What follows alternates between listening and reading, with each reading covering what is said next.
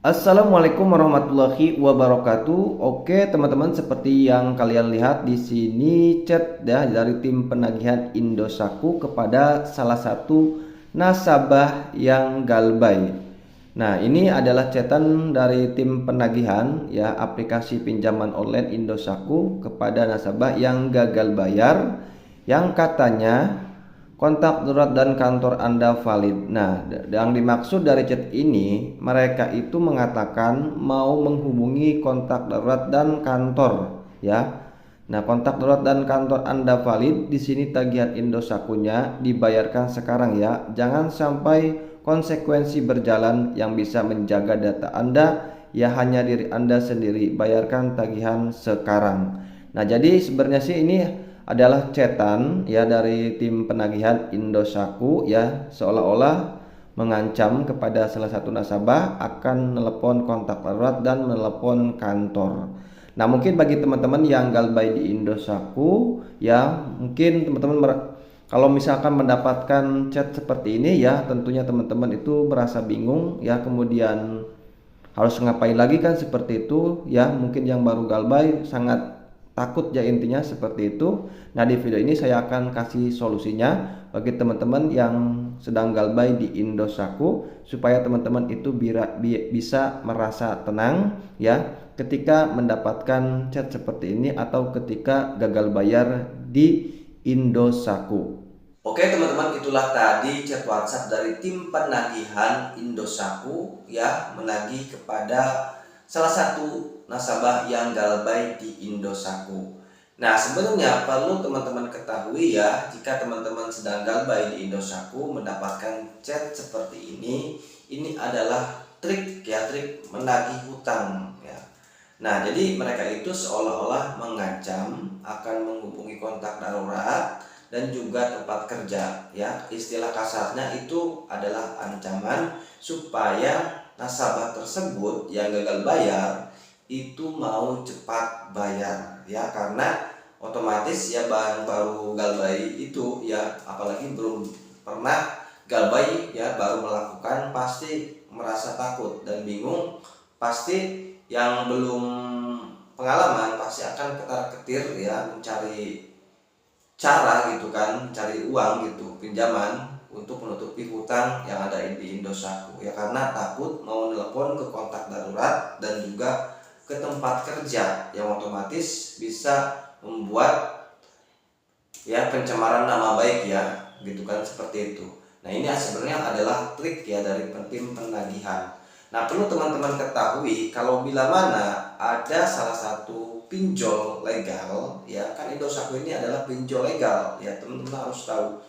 Nah, itu sebenarnya tidak boleh menagih ke kontak darurat ataupun ke kantor ya, ataupun ke tempat kerja tanpa seizin yang meminjam atau tanpa seizin nasabah yang galbay. Itu tidak boleh ya. Jadi aturan OJK juga melarang teman-teman ya, tidak boleh menagih ke kontak darurat atau ke tempat kerja tanpa persetujuan peminjam ya. Nah, jika mana teman-teman benar datangi atau benar ditelepon ke tempat kerja atau ke kontak darurat, itu mereka sudah melanggar ya, melanggar aturan otoritas jasa keuangan.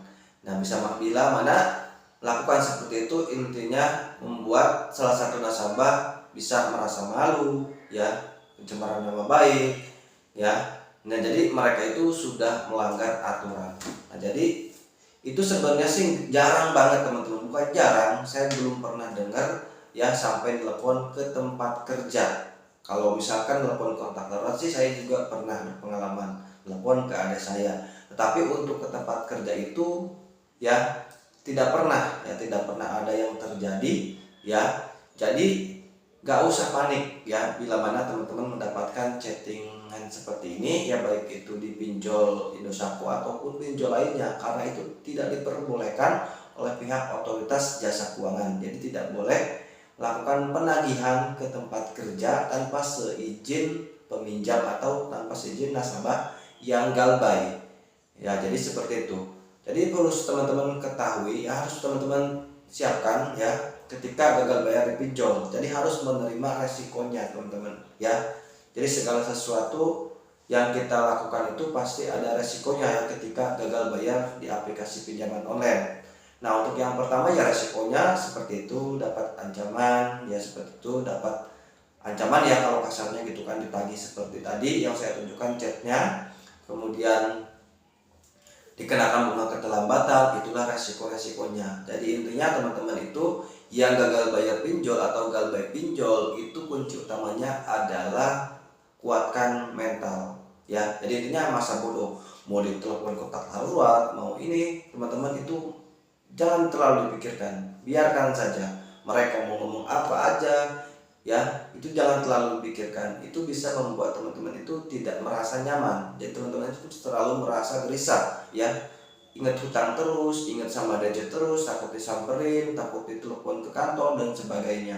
Jadi intinya teman-teman itu kuatkan mental saja. Jadi galbay pinjol itu ya memang sudah hal biasa, bukan kalian saja yang galbay, tapi banyak sekali yang galbay di aplikasi pinjaman online ya. Jadi gak usah takut. Lagian kalau misalkan gagal bayar di pinjaman online itu ya hanya sanksinya hanyalah perdata saja. Jadi kalian itu tidak akan diapa-apain sama aplikasi pinjaman online yang kalian galbay. Jadi teman-teman gak usah panik, gak usah takut. Jadi semuanya aman-aman saja. Jadi semuanya itu sudah diatur oleh otoritas jasa keuangan. Bila mana salah satu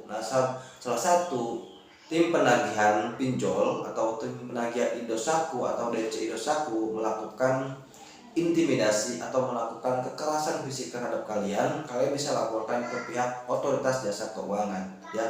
Jadi semuanya juga nasabah itu sudah dilindungi oleh otoritas jasa keuangan. Jadi nggak usah khawatir teman-teman bila mana kalian gagal bayar pinjol ya.